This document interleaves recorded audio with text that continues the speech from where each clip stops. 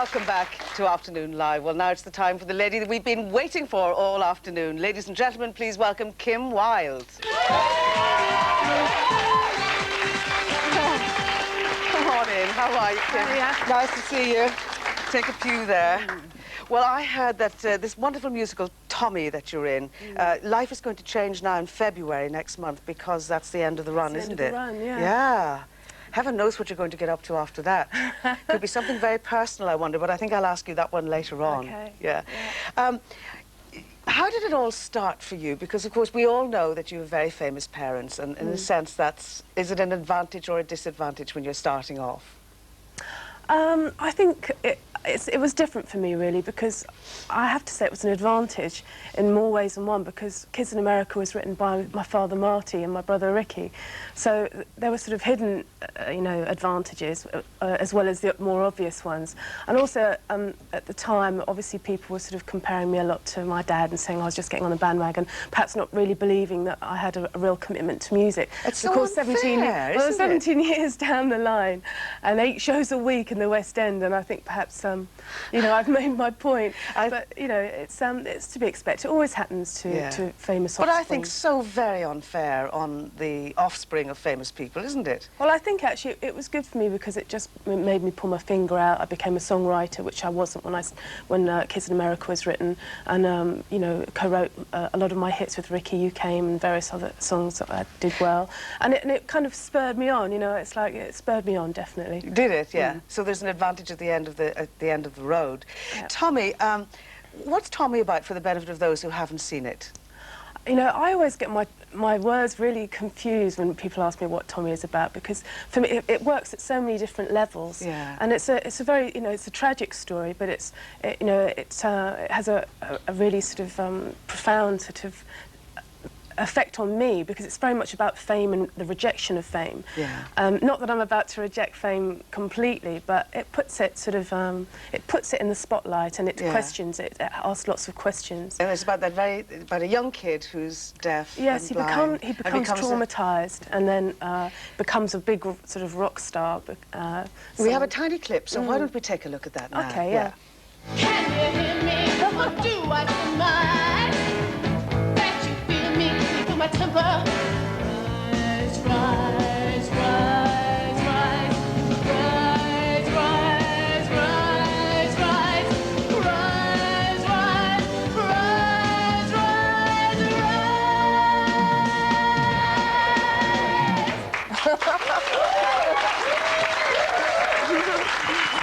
And you're playing Tommy's mum in that? Yes. Yeah. Losing my temper with him then. Not like you, I'm sure. No.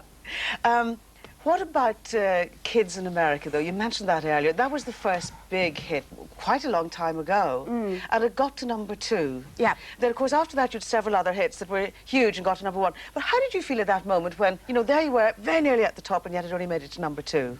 I was just chuffed when it went in at 64. Were you? Really? You know, I mean, it got to #2, and that was great, but, you know, I was just... You were very young. I was just so... I felt so fortunate to be able to start my career so young. Yeah. You know, I was 20 or 21 or something. 20, I think. Yeah. And I just thought, great, now I can do what I really want to do. I always wanted to sing, and I always wanted to make records.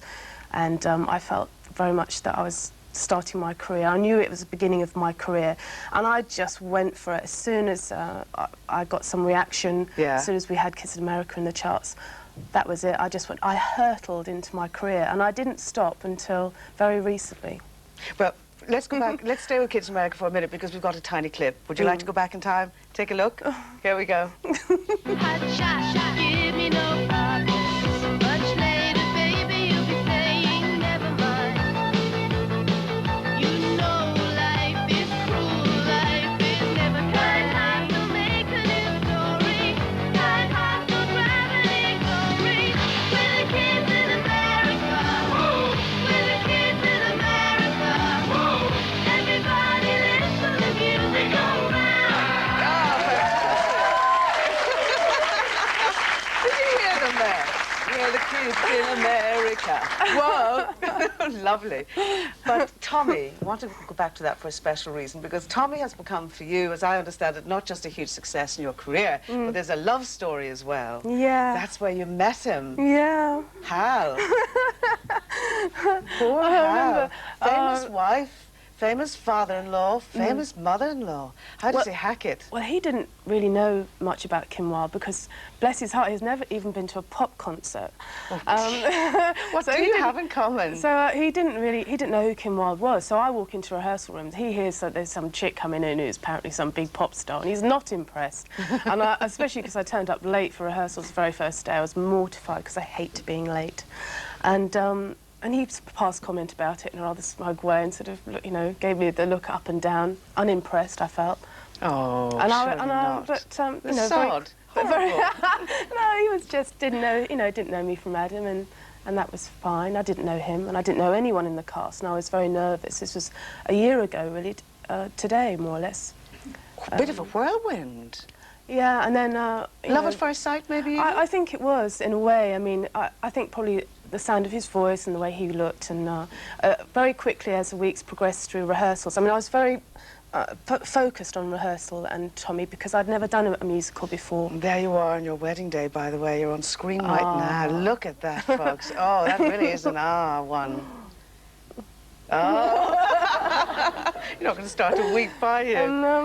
So I was so focused in on what I was doing because I'd never done a musical, and I was ever so scared and very overwhelmed by the director and by Pete Townsend popping in and by the cast and by their obvious talent. Yeah. And I just wasn't sure that I belonged with them.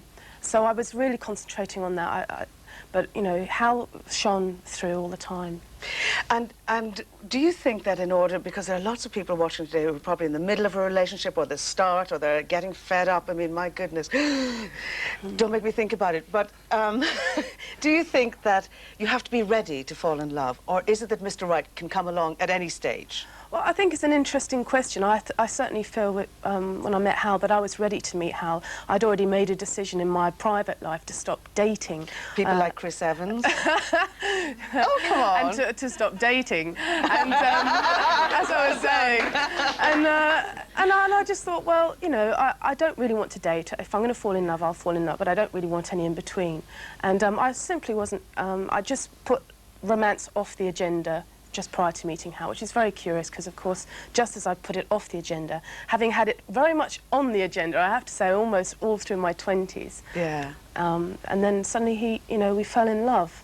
Well, that's what we hear, and it's hard to know if it's an old wives' tale or not, isn't it? That as soon as you stop searching for Mr. Right, along he comes. I think it's true. You know, it's an old wives' tale, or it's an old saying. It's a very well-known. It's happened for you, saying. certainly, hasn't it? It's very true. One last question, Kim. Now, if Tommy comes to an end, yes. and I hear rumours of certain wonderful things happening to it, yes. Babies, perhaps, for you and Hal? Oh, I hope so. Yes, of course. I'd love to have our children imminently. There we go. That's the next thing we'll probably hear about Kim Wilde. Thank you for coming here Yes, today. thank you very much. Kim Wilde, ladies and gentlemen. Well, I'm afraid that's it for today. Join us again tomorrow when I'll be joined by top comic Jim Bowen, who'll be giving us some sneak previews of the best new TV. Nutter will be remote control cooking with a viewer in Bristol, and David's here with Catwalk Challenge, the game that puts experts to the test and offers you some fantastic fashion tips. All of that and Vanessa too. That's Wednesday on ITV. Be sure to join us then for another afternoon live. Bye now.